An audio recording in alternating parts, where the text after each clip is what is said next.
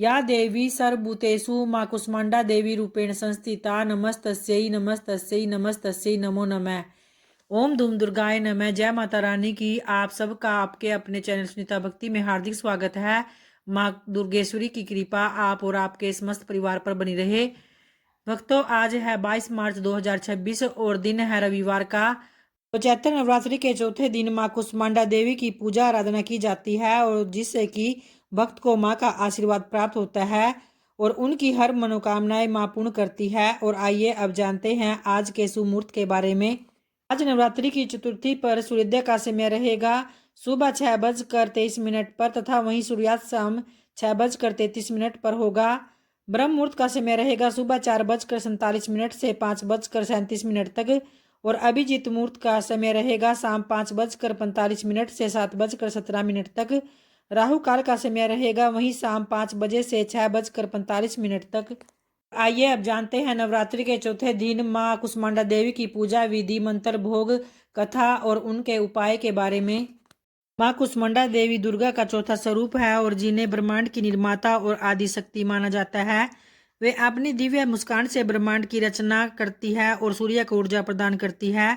अष्टभुजाधारी होने के कारण देवी कुष्मांडा की पूजा आराधना करके भक्त उनका आशीर्वाद प्राप्त करते हैं, जो स्वास्थ्य, शक्ति और सकारात्मक ऊर्जा प्रदान करती है।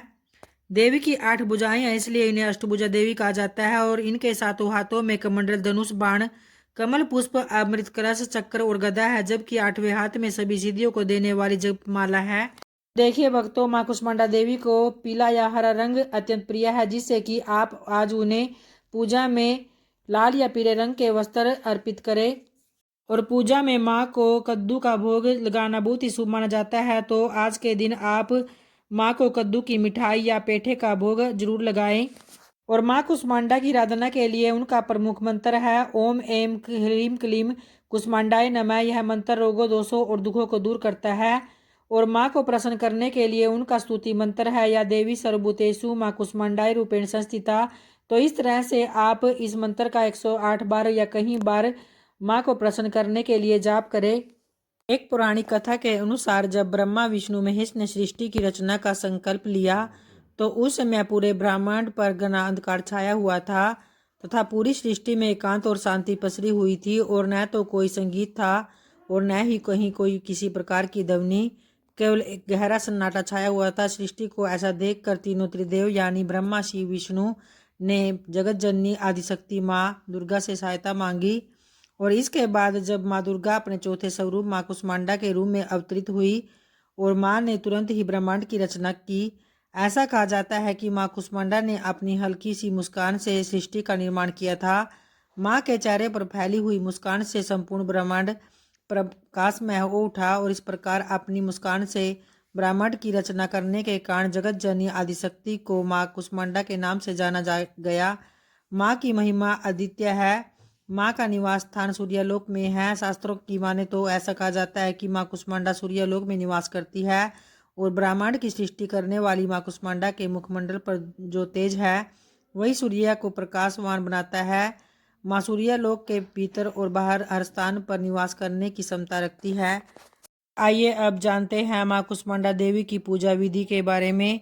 तो देखिए, प्रातःकाल आपको उठकर ब्रह्म मुहूर्त में स्नान आदि करके पीले रंग के वस्त्र धारण करने हैं और इसलिए संभव हो तो आप पीले रंग के वस्त्र माँ को भी अर्पित करें।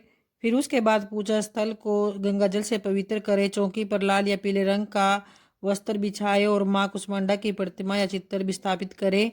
फिर उसके बाद माँ को पीले फूल, सुगंधित अगरबत्ती, धूप, दीप, अक्षत, रोली और चंद्र आदि अर्पित करें। और उसके बाद माँ कुष्मांडा का सबसे प्रिय भोग जो पेठा है उसे पेठे का भोग अवश्य लगाए। और इसके अलावा आप मालपुआ, बतासे या कोई भी पीली मिठाई माँ को अर्पित कर सकते हैं। फिर उसके बाद एकाग्र मन से देवी के मंत्रों का जितना हो सके जाप करें और उनका मंत्र है ओम देवी कुष्मांडाय नमः। स्तुति मंत्र है या देवी सर्वभूतेषु कुष्मांडा रूपेण संस्थिता नमस्तस्यै नमस्तस्यै नमस्तस्यै नमो नमः। फिर उसके बाद पूजा के अंत में घी के दीपक या कपूर से माँ की आरती करें और उनसे अपने कष्टों को दूर करने और सुख समृद्धि की प्रार्थना करें। तो इस तरह से भक्तों वीडियो की विशेष जानकारी आप लोगों को जरूर पसंद आई होगी। अगर आई है तो वीडियो को लाइक और शेयर जरूर करें, और जो चैनल पे पहली बार आए हैं चैनल को सब्सक्राइब भी करें। जय माता रानी की। धन्यवाद।